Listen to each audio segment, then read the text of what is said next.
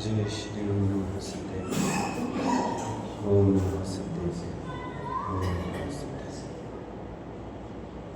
नमो अरहंताणं नमो सिद्धाणं नमो आयरीयाणं नमो वज्रायाणं नमो सर्वसाहुगं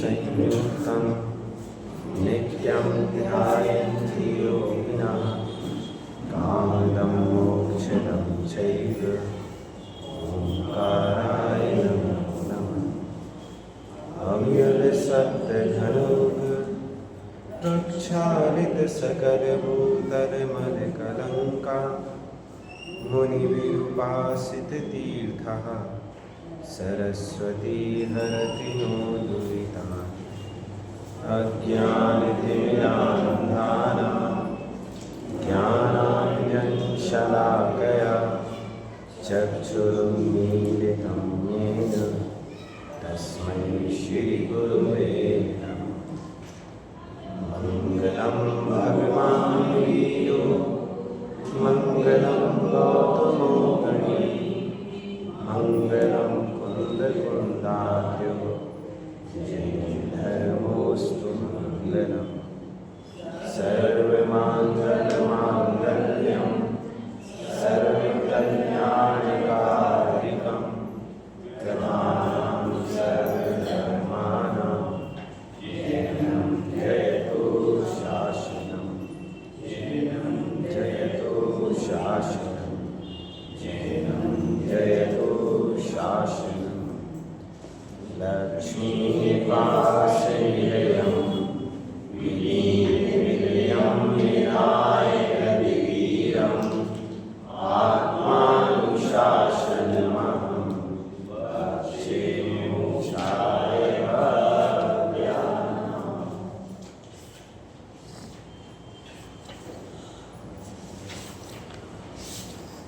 आत्मानुशासन नामक ग्रंथ है। आचार्य भगवान गुणभद्र स्वामी के द्वारा इसकी रचना की गई है, लिखा गया है उनके द्वारा। और इस ग्रंथ के माध्यम से जो कल तक अपना विषय हुआ था वह एक तो इस विषय पर बात हुई थी कि झूठ और चोरी के त्याग की प्रेरणा दी थी, और दूसरा विषय जो हुआ था वह पुण्यशालियों को उपसर्ग भी दुखदायक नहीं है। कितना ही उपसर्ग क्यों ना आ जाए, लेकिन उन्हें दुख होने वाला नहीं है। दुख होने वाला नहीं है मतलब भाई उस ओर उनकी दृष्टि नहीं जाती है, ध्यान नहीं जाता है। यदि किसी भी प्रकार से कोई परेशानी है, दुख है, उसमें वृत्ति कैसी है, उसकी ओर ध्यान कितना है। परिस्थितियां तो एक ही होती हैं, लेकिन दृष्टि दो होती हैं। एक अनुकूल दृष्टि होती है, एक प्रतिकूल दृष्टि होती है। किसी के पास संपदा बहुत अधिक है तो जिसके पास संपदा पहला व्यक्ति है वो उसमें दुख समझता है कि यार बड़ी झंझट है, दूसरा उसी में आनंद समझता है कि बढ़िया है, ठीक है जो है। गरीब व्यक्ति है, एक व्यक्ति समझता है कि भाई सब बड़ी परेशानी है, दूसरे के ठीक है भाई सब जैसा है बढ़िया है, क्या है। कहने का मतलब ये है परिस्थिति तो एक ही होती है, लेकिन नज़रिया अलग अलग होता है, देखने की दृष्टि अलग अलग होती है। उपसर्ग के काल में जिस जीव के ऊपर उपसर्ग आया हुआ है उसकी दृष्टि ये है कि कोई दिक्कत नहीं है मेरे लिए यदि उपसर्ग आया है, लेकिन देखने वाले उनको भाई साहब कितना उपसर्ग हो रहा है। ऐसे उपसर्ग के काल में मुनिराज कैसे आत्म साधना करेंगे? इतनी गर्मी है, इतनी ठंड है, महाराज जी कैसे विहार करेंगे? लेकिन महाराज जी उन्होंने तो अपने पीछे कमंडल उठाई, चल मेरे भाई काहे की गर्मी और काहे की ठंड, किसी भी प्रकार से कुछ नहीं।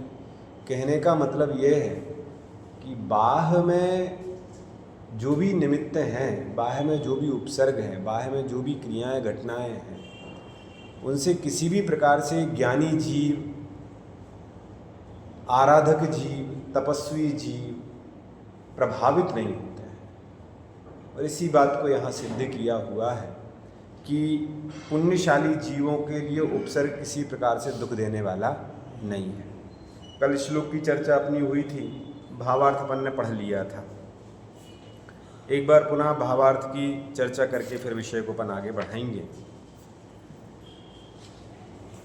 31 नंबर के श्लोक में, मूल श्लोक में ये पढ़ा हुआ था कि जो पुण्यवान जीव हैं, ये पुण्यवान जीव को तीव्र उपद्रव भी पीड़ित नहीं करता, अपितु जैसे सूर्य होता है, सूर्य सारे जगत को ताप देता है, लेकिन उस सूर्य की किरणों से ही कमलों का विकास होता है।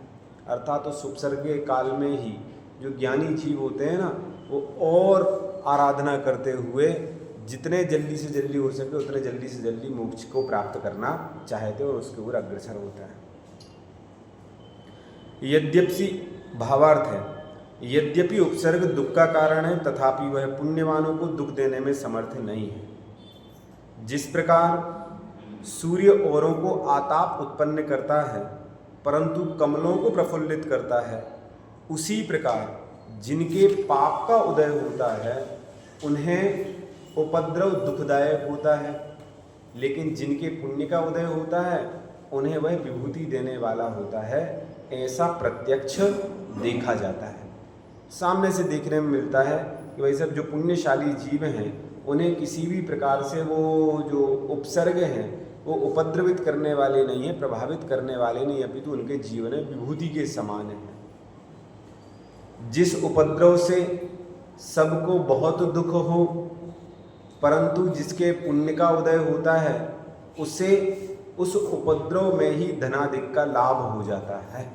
बोलो क्या लिखा कि भाई साहब जिस उपद्रव से सबको बहुत दुख हो, बाह्य में उपसर्ग हो, बाह्य में परेशानियां हो, और वे सारी की सारी परेशानियां बड़ी दुख देने वाली हैं, पीड़ा देने वाली हैं, लेकिन जिस जीव का पुण्य का उदय होता है उसे वही उपद्रव किसी भी प्रकार से दुख देने वाला नहीं होता, अपितु लाभ देने वाला लगता है। इसीलिए धर्मात्मा पुरुष उपसर्ग आने पर भी धर्म को छोड़कर हिंसादि पाप रूप प्रवर्तन नहीं करते। कि जो धर्मात्मा जीव होते हैं वे किसी भी प्रकार से जिस मार्ग पे चले हुए हैं, जिस मार्ग को उन्होंने अपना गंतव्य बनाया हुआ है, उस मार्ग पर वे अंतिम समय तक, जब तक उद्देश्य की प्राप्ति नहीं हो जाती है तब तक वे चलते रहते हैं, किसी भी प्रकार से पीछे मुड़ करके फिर देखते नहीं हैं। कहने का मतलब वो जो विपरीत परिस्थितियां हैं उन विपरीत परिस्थितियों से प्रभावित होने वाले नहीं हैं। आदिनाथ भगवान थे राजा ऋषभदेव। राजा ऋषभदेव ने जब मुनि दीक्षा अंगीकार की तो उनके साथ 4000 राजाओं ने और दीक्षित हुए, है ना, राजा ऋषभदेव के साथ, ये विचार करके कि हमारे राजा जिस मार्ग पर चल रहे हैं वो अच्छा है और हमें भी उस पर चलना चाहिए। उस वैराग्य के मार्ग पर राजा ऋषभदेव का उन्होंने अनुकरण तो कर लिया, लेकिन कितने दिन चले, धीरे धीरे भाई साहब जब राजा ऋषभदेव मुनि ऋषभदेव हो गए तो वे तो अपने तप में लीन हो गए, ज्ञान ध्यान में लीन हो गए, और अन्य जितने भी उनके देखा सीखी जिन्होंने की हुई थी वो तो यही सोच रहे थे कि अब राजा उठेंगे, भोजन करने चलेंगे, अब चलेंगे, आज हो गया, अब कल चलेंगे, परसों चलेंगे। मतलब एक दिन करते धीरे धीरे वो 4000 की संख्या कम होने लगी। राजा तो उठ ही नहीं रहे, तो भाई अपन अपना तो देखो वापिस। उपसर्ग के काल में वो जो भूग रूपी उपसर्ग आया ना, भूग रूपी क्षुधा रूपी, उस समय में सारे के सारे जीव जितने उनके साथ दीक्षित हुए थे धीरे धीरे करके संख्या कम होने लगी थी। लेकिन जो असली आराधक जीव था, जिसने वास्तव में वो उस आराधना को चुना हुआ था, जिसने मोक्ष मार्ग पर चलने के लिए अपने आप को तैयार किया हुआ था, वो किसी भी प्रकार से विपरीत परिस्थितियों में विचलित नहीं होता। चाहे वो तप का काल हो और चाहे वो आहार की विधि न मिलने का काल हो, हर परिस्थितियों में उन्होंने समता को अंगीकार करते हुए केवल केवल केवल केवल वीतरागता को अंगीकार किया, तप को धारण करते हुए उस पर आगे चलते चले गए। जब 6 महीने का आहार का भी उपसर्ग बना, उपसर्ग जैसे ही था, अब आहार मिल नहीं रहा था, तो अब उस स्थिति में भी क्या किया उन्होंने? कुछ नहीं किया, केवल जाना देखो और अपना काम किया बस। क्यों? क्योंकि आहार मुख्य नहीं था। आहार के लिए मुनि दीक्षा अंगीकार नहीं की थी, अपितु आराधना के लिए मुनि दीक्षा अंगीकार की थी, इसीलिए वो मुख्य था और उसमें किसी भी प्रकार से वे शिथिल नहीं हुए। कहने का मतलब, धर्मात्मा पुरुष उपसर्ग आने पर भी धर्म को छोड़कर हिंसादि पाप रूप प्रवर्तन नहीं करते, किसी भी प्रकार से अन्य प्रवर्तन करने वाले वे नहीं हैं। चलिए, अब आगे एक बहुत अच्छा विषय आया, पुण्योदय बिना पुरुषार्थ भी कार्यकारी नहीं है। क्या लिखा? पुण्य उदय बिना, पुण्य के उदय बिना पुरुषार्थ भी कार्यकारी। देखिए, ये पूरा का पूरा जो आत्मानुशासन ग्रंथ है, ऐसा मत समझिए कि अब तो विषय बदल गए। अभी धर्म की चर्चा चल रही थी, फिर बीच में शिकार इत्यादि की चर्चा चलने लगी, फिर झूठ चोरी की चर्चा हो गई, फिर बीच में उपसर्ग की बात हो गई, अब ये पुण्योदय की बात करने लगे। तो ये विषय को मैच नहीं खा रहा एक दूसरे से, तो खाएगा भी नहीं ना। इसीलिए नहीं एक दूसरे से मैच खाएगा, क्योंकि ये जितनी भी गाथाएं लिखी गई हैं वो सब बिल्कुल अलग अलग विषय को लेकर के लिखी गई हैं। सारी की सारा विषय अलग अलग है बिल्कुल। कुछ गाथाएं हो सकता है एक दूसरे से जुड़ जाएं, लेकिन ऐसा नहीं है कि कोई एक विषय को लेकर के अध्याय लिखा, सम्यक दर्शन अधिकार तो सम्यक दर्शन, सम्यक ज्ञान है तो सम्यक ज्ञान की तरह। ये जितने भी इसमें श्लोक हैं वो सारे के सारे श्लोक बिल्कुल पृथक पृथक विषय को लेकर के लिखे गए हैं और जनोपयोगी हैं, बिल्कुल कल्याणकारी, कल्याण करने वाले श्लोक हैं। इन्हीं श्लोकों के क्रम में अब अगला विषय आया कि पुण्योदय बिना पुरुषार्थ भी कार्यकारी। यदि पुण्य का उदय नहीं है तो भाई सब कुछ भी कर लीजिए, आप कितना ही कुछ कर लीजिए, यदि पुण्य का उदय नहीं है तो फिर मुश्किल है होना। कितनी ही फिर चाहे आप दिशाएं सुधरवा लीजिए, चाहे कितनी आप बड़े से बड़े वास्तुकार को बुलवा लीजिए, जो करना हो वो कर लो आप, लेकिन यदि पुण्य का उदय नहीं है तो फिर कुछ होने वाला नहीं है। भाई एक दुकान जो मेरे नाम पर थी, माना कि है नहीं, माना कि मेरे नाम पे थी, वो दुकान चलती नहीं थी और हमने उस दुकान के स्थान को या दुकान को अपना अपशकुन सा समझ करके उसको बेच दिया। हम बेकार है दुकान, इस पर चलती वलती कुछ है नहीं, सालों से काम करना कुछ नहीं है। पता चला दूसरे व्यक्ति ने वही दुकान की और उसकी चल पड़ी। अब इससे क्या कहोगे आप? स्थान का दोष, यदि स्थान का दोष होता तो फिर उसकी भी नहीं चलनी थी। क्या कहोगे? भाई साहब एक रास्ते से दोनों लोग जा रहे हैं, दो व्यक्ति जा रहे हैं, साथ में जा रहे हैं, साथ में, और भाई साहब दोनों बातें करते हुए जा रहे हैं, एक को पट्टा लग के गिर गया, दूसरा आराम से निकल गया, इसे क्या कहोगे आप? भाई ऐसा नहीं कि भाई कोई चीज पड़ी हुई होगी दिखी नहीं, अचानक से पैर मुड़ाया, कुछ हुआ और गिर गया, क्या कहोगे आप इसे? क्या कहोगे भाई साहब? एक्सीडेंट हुआ, 40 लोग बस में थे, 20 चले, 30 चले गए, 35 बच गए, 5 चले गए, क्या कहोगे इसे?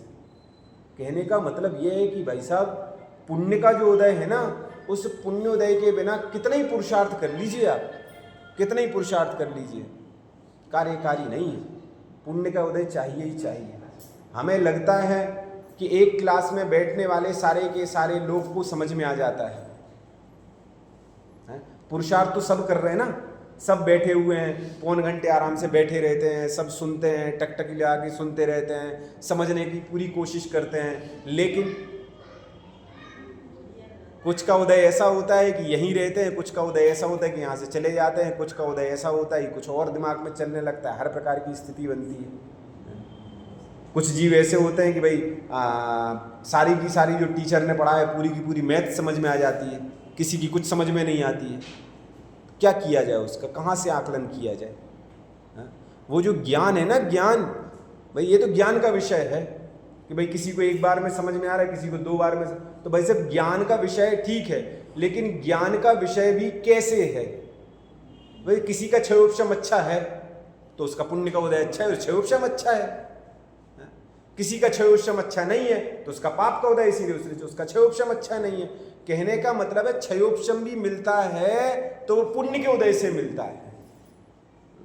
दुनिया की जितनी चीजें हम आप देखते हैं उन सभी में यह सिद्धांत लगेगा, सभी में, कि जो पुण्य का उदय है तो आपका पुरुषार्थ कार्यकारी है, और यदि पुण्य का उदय नहीं है तो आप कितना ही पुरुषार्थ कर लीजिए कुछ मिलने वाला नहीं, कितना ही पुरुषार्थ कर लीजिए। इसीलिए ये बात लिखी कि पुण्योदय बिना पुरुषार्थ भी कार्यकारी नहीं है। कहने के लिए ठीक है कि भाई सब करने से ही होता है, बिना करे थोड़ी कुछ हो जाएगा, लेकिन उस करने के लिए भी किस्मत चाहिए, जिसे दुनिया किस्मत, भाग्य, लक कहती है, जिनवाणी उसे पुण्य का उदय कहती है। कि वैसे पुण्य का उदय तो चाहिए ही चाहिए उस काम को करने के लिए, नहीं तो कहाँ से क्या होगा।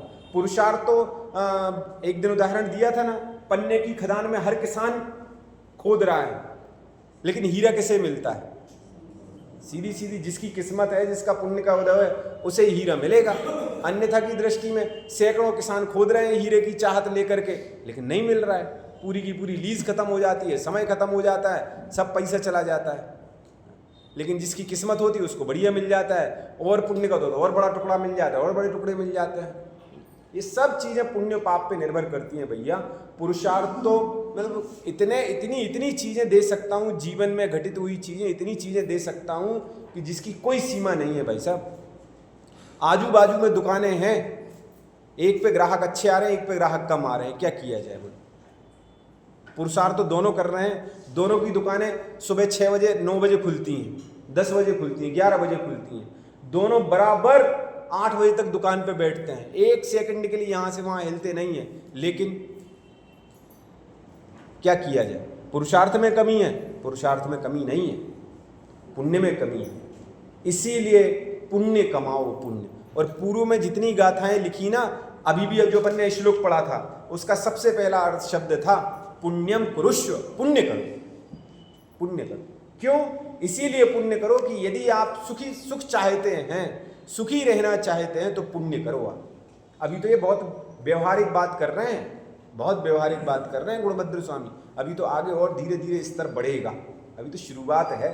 शुरुआत में यदि कठिन बात करेंगे और व्यक्ति घबरा गया तो फिर, इसीलिए भैया अभी केवल पुण्य तक करो, पुण्य करो अभी, पुण्य के बाद फिर धर्म की बात और अभी आगे करेंगे।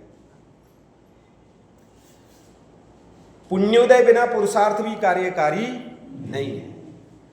उपसर्ग का निवारण पुरुषार्थ से ही शत्रुओं का नाश करके संभव है।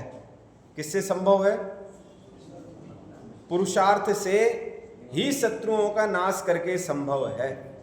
इसीलिए पुण्य से कुछ सिद्धि नहीं होती है। इस आशंका का समाधान आगामी सूत्र में करते हैं कि भाई सब तर्क दिया उसने कि पुण्य मुण्य से कोई दम नहीं है, पुरुषार्थ करना पड़ेगा, पुरुषार्थ उपसर्ग दूर करने के लिए। यदि उपसर्ग आया है, यदि किसी भी प्रकार से परेशानी आई तो वैसा उठ के भग लो इधर से, उठने का पुरुषार्थ करना पड़ेगा। यदि बारिश आ रही है तो छाता खोलने का पुरुषार्थ करना पड़ेगा कि नहीं करना पड़ेगा? तो कैसे बचेंगे? तो भाई साहब यहाँ ये बात समझा रहे हैं कि पुरुषार्थ तो करना पड़ेगा। भूख लगी है, रोटी थाली में रखी हुई है, खाने का पुरुषार्थ तो करोगे, लेकिन भाई साहब पुरुषार्थ तो तब होगा जब रोटी थाली में होगी, और थाली में रोटी तब होगी जब पुण्य का उदय होगा। अन्यथा की दृष्टि में जब हाथ हैं, सब चीजें हैं, लेकिन पुण्य का उदय नहीं है। वो कहावत है ना, जिस समय दांत थे उस समय चने नहीं थे, आज चने हैं तो दांत नहीं है। ऐसी स्थिति है भाई साहब। पुण्य का उदय तो चाहिए ही चाहिए इस जीव के लिए, तभी जाके इसका काम होने वाला हो। कितना गजब का श्लोक लिखा, क्या उदाहरण दे करके लिखा। उदाहरण दिया, उदाहरण 3 पंक्तियों में उदाहरण दिया, और एक पंक्ति में सिद्धांत रखा। शार्दूल विक्रीडित छंद है। नेता यत्र बृहस्पतिः प्रहरणम्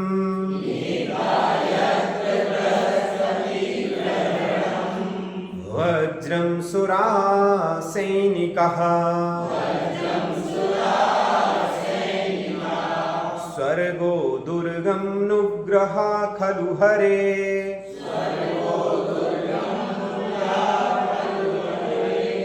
रैरावणो वारणः इत्याश्चर्यबलान्वितोऽपि बलभेद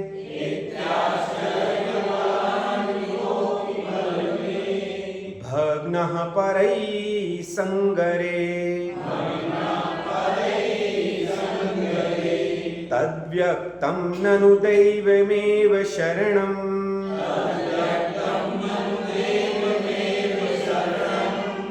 दिग्वृथा पौरुषम्।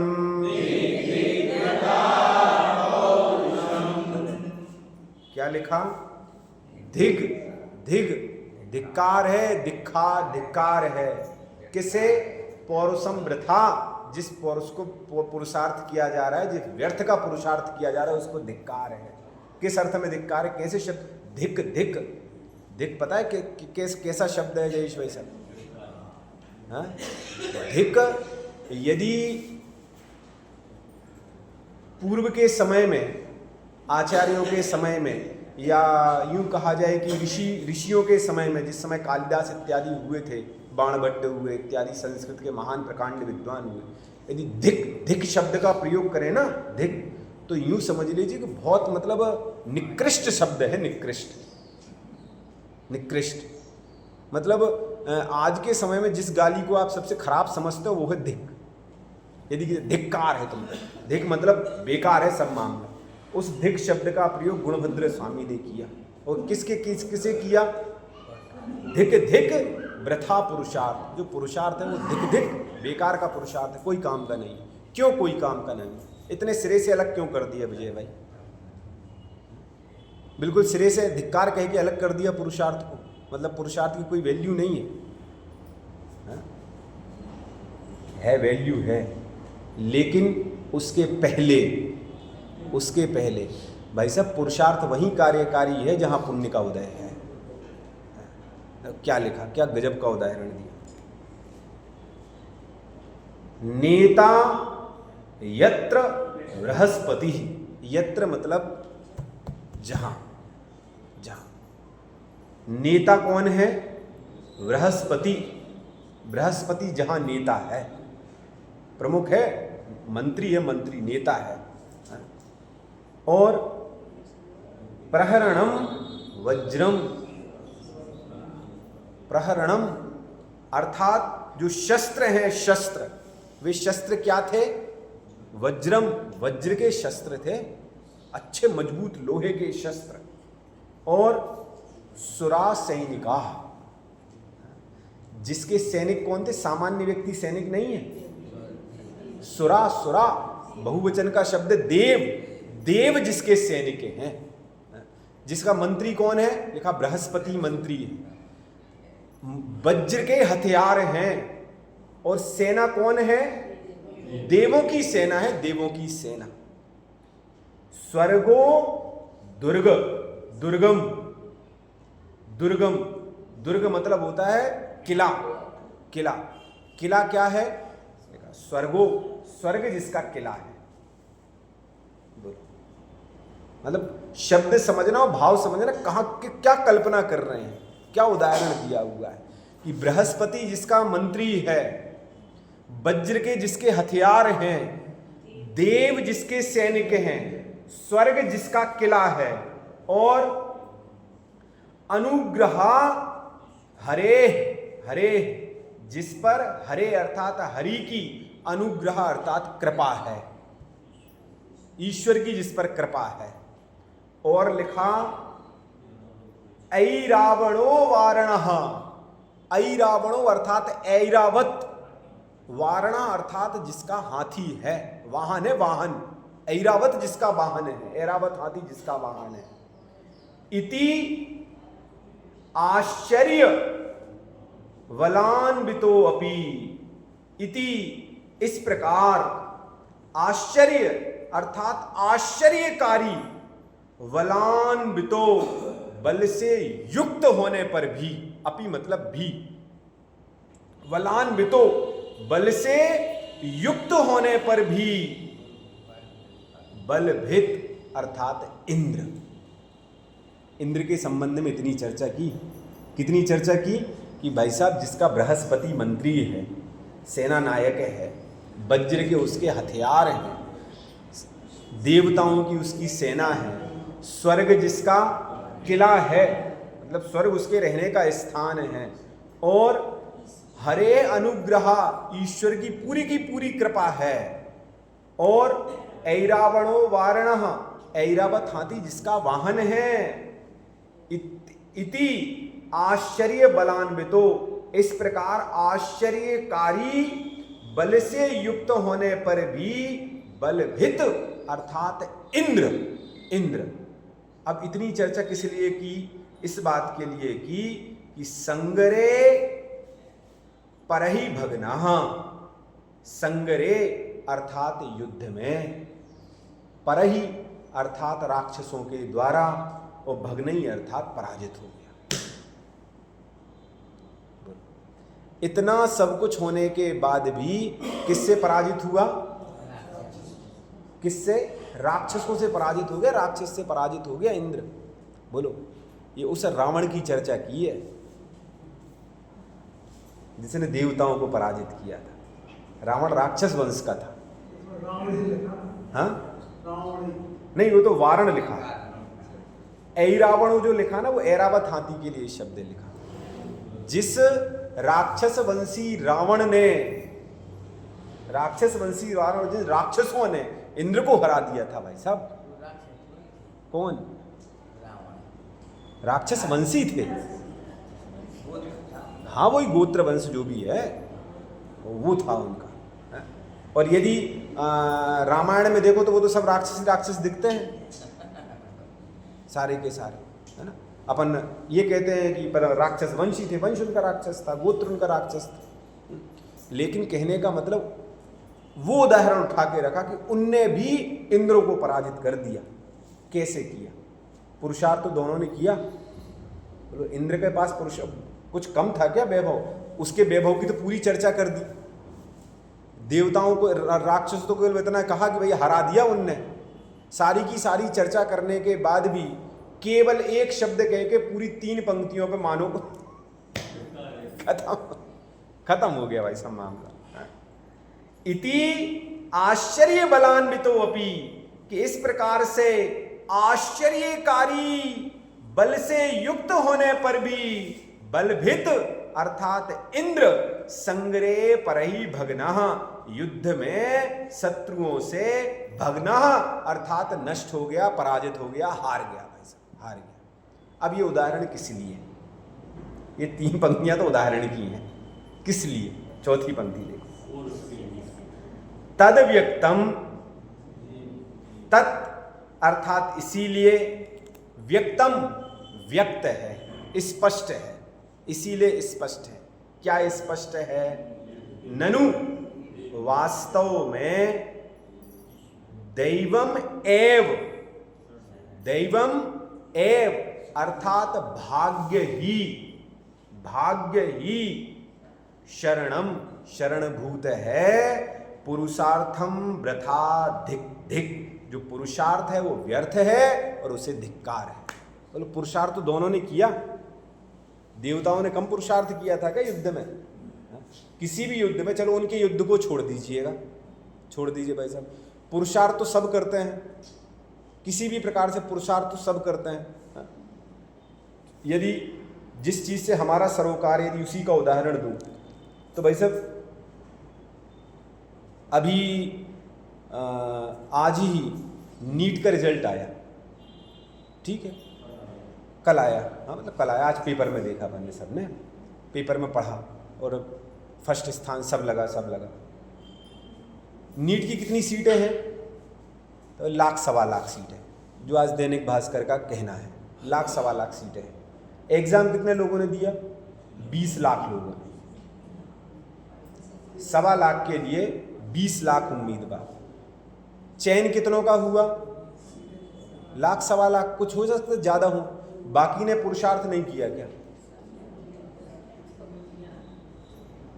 बोलो भाई साहब, सबने पुरुषार्थ किया, सभी ने, और बाकायदा एक सा पुरुषार्थ किया।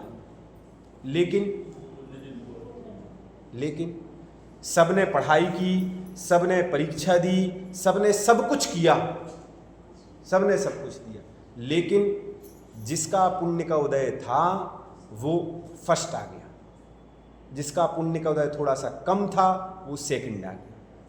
दूसरों को छोड़ दो भाई साहब, वो फर्स्ट और सेकंड नंबर वाले को उठाओ।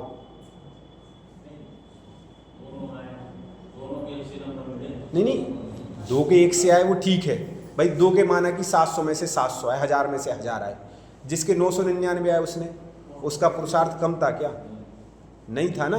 उस पुरुषार्थ उसका भी बराबर था, लेकिन 1 नंबर की टीस उससे पूछो। जैसा 1 नंबर से यदि 1 नंबर और आता तो उसकी पेपर में फोटो छपी हुई होती, लेकिन 1 नंबर आ कैसे जाता? विषय तो ये है, आ कैसे जाता? जब उतना उदय ही नहीं है तो कैसे आ जाता? ऐसा ये गणना यदि हमने समझ ली ना, ये गणना समझ ली, तो वास्तव में वर्तमान में सुखी हो जाएंगे। हर चीज में लागू होती है, हर चीज पे लागू है सब, हर चीज पे। जिन जिन चीजों पे आपको लागू करना उस चीज पे लागू करने ना। यदि भोजन स्वादिष्ट नहीं मिला, किस्मत नहीं है। समय पे नहीं मिला, नहीं है भाई साहब उदय। टिकट कंफर्म नहीं हुई, नहीं है उदय। विंडो सीट चाहिए थी, नहीं मिली, नहीं है उदय। कहां कहां लगाओगे आप? समय पे सागर पहुंचना था, गाड़ी बीच में पंचर हो गई, नहीं है उदय। हर मतलब जहां जहां आपको लगाना हो वहां लगा लेना आप इस सिद्धांत को, कहीं फेल नहीं हो सकती ये चीज। कितने पुरुषार्थ कर लो आप, कितने पुरुषार्थ कर लो, लगा लो 10-20 जगह फोन, बीच में टायर पंचर हो गया और जहां जहां कंपनी है फोन लगाना लगा लो आप। लगाओ फोन, पता चला फोन में नेटवर्क ही नहीं है, क्या कर लोगे आप? रोक लो जितनी गाड़ियां रोकना, कोई गाड़ी ना रोके तो क्या कर लोगे आप? पुरुषार्थ नहीं कर रहे, लेकिन उदय नहीं है भाई साहब उस जाति का। इसीलिए ये बात समझने योग्य है कि पुरुषार्थ के लिए भी पुण्य चाहिए, तभी कार्यकारी होगा। पुण्य के उदय में, पुण्योदय के बिना पुरुषार्थ भी कार्यकारी नहीं है। नेता यत्र बृहस्पति प्रहरणम,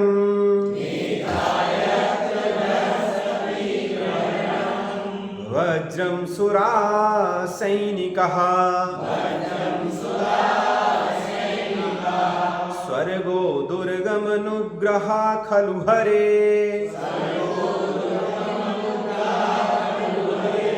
रैरावणो वारणः, इत्याश्चर्यबलान्वितोऽपि बलभिद,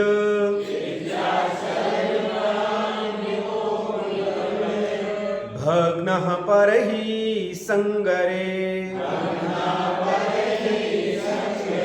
तद्व्यक्तं ननु दैवमेव शरणम्,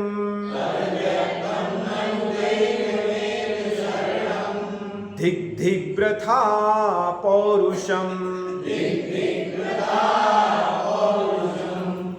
जहाँ बृहस्पति सेना नायक वज्र शस्त्र सुर सैनिक है, स्वर्ग दुर्ग ईश्वर का अनुग्रह ऐरावत जिसका गज है, अद्भुत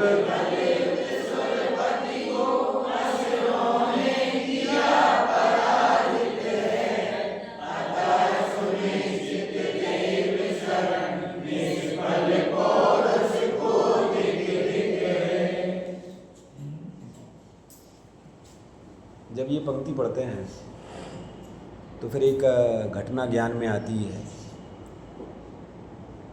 कि जिस समय प्रतिदिन मुनि ऋषभदेव आहार के लिए उठते थे, जाते थे, पुरुषार्थ तो उनने भी किया रोज रोज, लेकिन पुण्य का उदय कम नहीं था। देखो भाई साहब, व्यवस्था देखना, व्यवस्था कितना पुण्यशाली जीव वकील साहब, इतना पुण्यशाली जीव वो आदिनाथ कि जिसके गर्भ में आने के 6 महीने पहले से रत्नों की वर्षा हो रही थी। बोलो, हम और आपका पुण्य का उदय है इतना? दिखाई देता है? नहीं जी भाई साहब, किसी का नहीं, मतलब अच्छे तीर्थंकरों का पुण्य, तीर्थंकर का पुण्य है। 15 महीने तक रत्न की वर्षा हुई।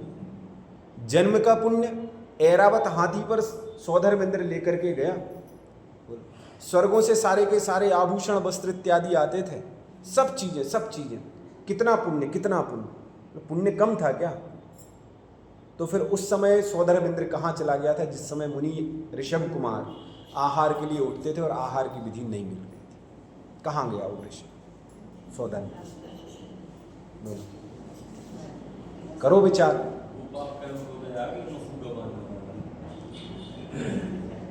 उदय आया ना, इसका मतलब पुण्य का उदय उस समय नहीं था उस जाति का। यदि हम ये भी सोचे ना कि भाई साहब सौधर्मेंद्र ने विचार क्यों नहीं किया, किसी को विधि क्यों नहीं बता दी विजय भाई? जब पहले दिन विधि नहीं मालूम थी, दूसरे दिन जाके विधि बता देता। कैसे बता देता? कैसे बता देता भाई साहब? सौधर्मेंद्र के लिए भी तो विकल्प आना चाहिए। ये जब 65 दिन तक दिव्य ध्वनि नहीं खिली थी, तो पहले दिन विकल्प क्यों नहीं आया कि भाई साहब ये क्षमता इंद्रभूति गौतम के पास है, चलो उनके पास। 65 दिन तक वो भी आता रहा, वो भी मौन बैठा रहा, और वो 66वें दिन विकल्प आया उसको। भाई जो 66वें दिन विकल्प आया, वो पहले दिन क्यों नहीं आया? नहीं था भाई साहब जीवों का पुण्य का उदय की दिव्य ध्वनि उनको सुनने के लिए मिले। आप समझो क्या क्या व्यवस्था है, क्या गजब की व्यवस्था है। वैसे क्या करे पुरुषार्थ जब तक पुण्य का उदय नहीं है? क्या करे पुरुषार्थ?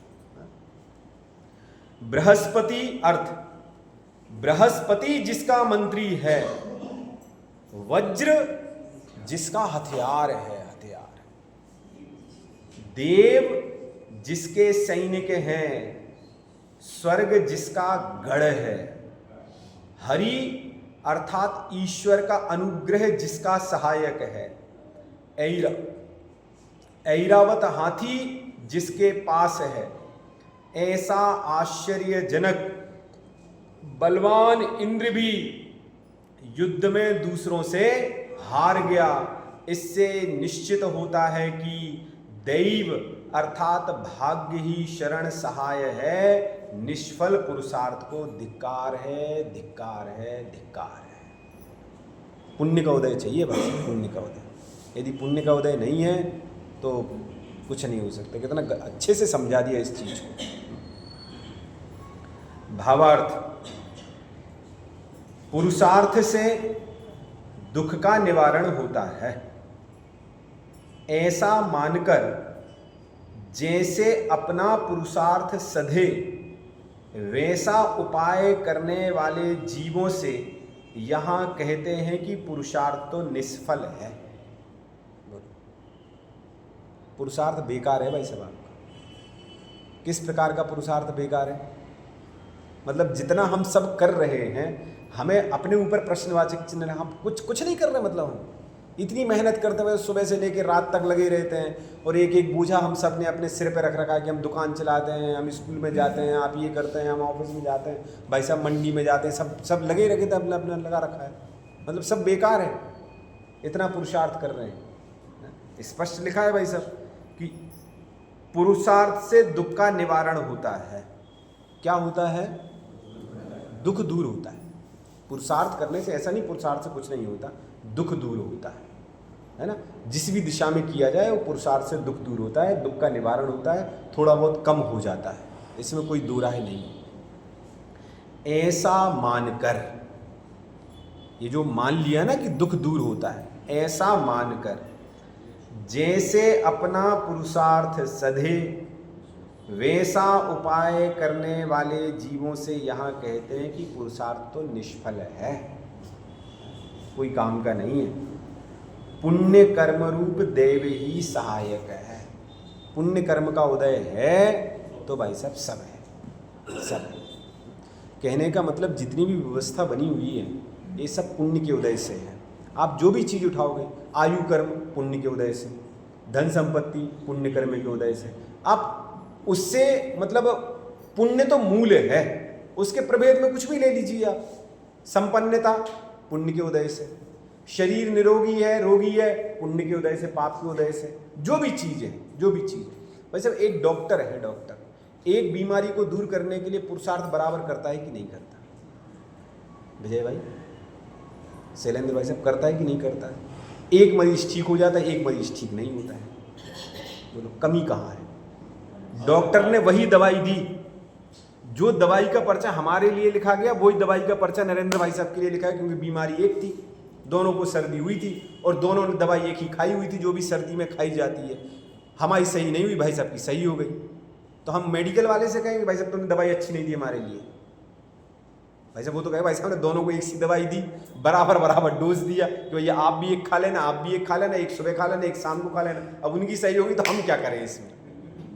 बोलो किसे दोष दिया जाए? राकेश भाई साहब, हाँ, कितनी कितनी गजब की गणित है, कितना गजब का सिद्धांत है, कितनी अच्छी बात है। वैसे अपने अपने ऊपर लगाओ ना, पुरुषार्थ में कमी नहीं है, लेकिन उदय किस जाति का है? उदय किस जाति का है? पुरुषार्थ तो निष्फल है, पुण्य कर्म रूप दैव ही सहायक है, अर्थात पुण्य कर्म रूप भाग्य चाहिए, पुण्य कर्म चाहिए, उसके होने पर पुरुषार्थ भी कार्यकारी होता है। यदि पुण्य का उदय है तो पुरुषार्थ फिर सफल है हमारा, फिर किसी भी प्रकार की कोई परेशानी नहीं है। जैसे पीछे कहा था ना, श्लोक कहा था कि भाई सब व्रत शील संयम जप तप सब कर रहे, सब कार्यकारी है, लेकिन कब कार्यकारी है? जब सम्यक दर्शन होगा। सम्यक दर्शन के साथ सब कार्यकारी है, अन्यथा की दृष्टि में सब निष्फल है। यही शब्द प्रयोग किए थे इन्हीं गुणभद्र स्वामी ने पूर्व की गाथाओं में, कि वो सब निष्फल है भाई साहब, कोई काम के नहीं है। और यदि सम्यक दर्शन है तो वे सब कार्यकारी है। ऐसे यदि पुण्य का उदय है तो पुण्य के उदय में किया जा रहा पुरुषार्थ कार्यकारी है, और यदि पुण्य का उदय नहीं है तो कितने ही पुरुषार्थ कर लो भाई साहब, बोलो कितने ही पुरुषार्थ कर लो। जयेश भाई साहब कितने पल्लेदार काम करते हैं आपके यहाँ? हाँ 10-15 तो होंगे। एसी में कौन बैठता है? आपकी वो मेहनत कौन ज्यादा करता है? आपकी वो। भाई साहब पूरी गाड़ी लाद रहे बेचारे वो, लेकिन उनको अपनी किस्मत का मिलता है, भाई साहब को अपनी किस्मत का मिलता है। ये तो हमने भाई साहब का उदाहरण दिया, सब अपने अपने स्थान पे लगाना उसको। उदय किसका भाई साहब, किस जाति का उदय है? पुरुषार्थ में कमी तो उनके भी नहीं है ना, वो तो बेचारे सुबह से लेकर रात तक लगे हुए, शाम तक लगे हुए हैं। भाई साहब ने कहा 2 गाड़ी लोड होनी, 2 गाड़ी लोड करी, लेकिन उनकी किस्मत में कितने मिले? कभी ये जितनी उनकी दिहाड़ी है उतना है ना, और पूरा मुनाफा तो भाई साहब ले गए। क्यों? क्योंकि इनका उदय अलग जाति का, उनका उदय अलग जाति का है। सीधी सीधी तो कहानी है। पुरुषार्थ तो दोनों कर रहे हैं ना, वो भी पुरुषार्थ तो पूरा कर रहे हैं बैठ के, सुबह से शाम तक तो वो भी बैठे हैं, लेकिन अपनी अपनी पुण्य का उदय है, अपना अपना खेल है। भाई साहब यदि पुण्य का उदय नहीं है तो उसके होने पर पुरुषार्थ भी कार्यकारी होता है, और उसके बिना पुरुषार्थ कुछ कार्यकारी नहीं, कुछ भी कर लो आप। यहां वैष्णव मत में उल्लिखित घटना का उदाहरण देते हैं कि देवताओं का इंद्र बलवान होने पर भी युद्ध में दैत्यों द्वारा हार गया, और जैन मत की अपेक्षा यह उदाहरण इस प्रकार है। इंद्र नाम के विद्याधर ने अपने मंत्री आदि का नाम बृहस्पति आदि रखा था, वह अत्यंत पुरुषार्थी होने पर भी रावण से हार गया था, पराजित हो गया रावण से। इसीलिए पुरुषार्थ को निरर्थक का मतलब संयोग वियोग में जीव के पुरुषार्थ की निरर्थकता समझना चाहिए कि क्या संयोग है और क्या वियोग है, किस चीज की उपाधि देता है भाई साहब, क्या है और क्या नहीं है, उसमें जीव की पुरुषार्थ की निरर्थकता समझना चाहिए। निरर्थक जानकर पुण्य कर्म को ही कार्यकारी जानकर पुण्य का साधन करना चाहिए। पूरी की पूरे श्लोक का भाव यह है कि पुण्य करो। यदि पुण्य करोगे तो सब बढ़िया होगा भाई, सब अच्छा होगा। और यदि पुण्य कर्म नहीं, पुण्य पाले में नहीं होगा तो कुछ नहीं मिलना, कुछ नहीं मिलना। इसीलिए पुण्य कमाओ। वर्तमान में मोक्ष तो मिलना बड़ा कठिन है, कठिन है, लेकिन कम से कम इतना तो पुण्य अपने पल्ले में ले लो कि स्वर्ग में पहुंच जाए। हाँ, इतना तो ले लें अपन। तो उसके लिए कहा कि पुण्य करो भैया, पुण्य करो। और पुण्य करने के लिए क्या करो? देव पूजा, गुरु उपास्ति, स्वाध्याय, संयम, तपः, दानम चेति गृहस्थाणाम, षट्कर्माणि दिने दिने। कम से कम इतना तो मूल में करें हम। अब आगे जो बात लिखी है वो बात लिखी है, हिंसादिक के त्यागी सत्पुरुष आज भी है। जिस समय ये आज से 1200 साल पहले लगभग शास्त्र लिखा गया तो उस समय मुनिराज बड़े कम थे, वीतरागी दिगंबर संत बड़े कम थे। तो शिष्य के मन में प्रश्न खड़ा हुआ होगा कि भाई साहब, ये जो अहिंसादिक को धारण करने वाले महाव्रती जीव हैं तो बड़े कम हैं, इतने में काम कैसे होगा? और आप तो दिखाई दे रहे हो, आप जैसे और भी हैं कि नहीं है? हाँ? और भी है कि नहीं है? तो इस प्रश्न के उत्तर में गुणभद्र स्वामी ने ये श्लोक लिखा कि भाई साहब, अहिंसादि व्रत के जो धारी है ना, हिंसादिक के त्यागी सत्पुरुष आज भी हैं। और आज तो ठीक है, पंचम काल के अंत तक रहने वाले हैं, किसी भी प्रकार से यह संख्या कम होने वाली नहीं है। इस भाव स्वरूप जो श्लोक है इसकी चर्चा अपन कल करें। मिथ्यातम नाश देखो, ज्ञान के प्रकाश देखो, आपा पर भास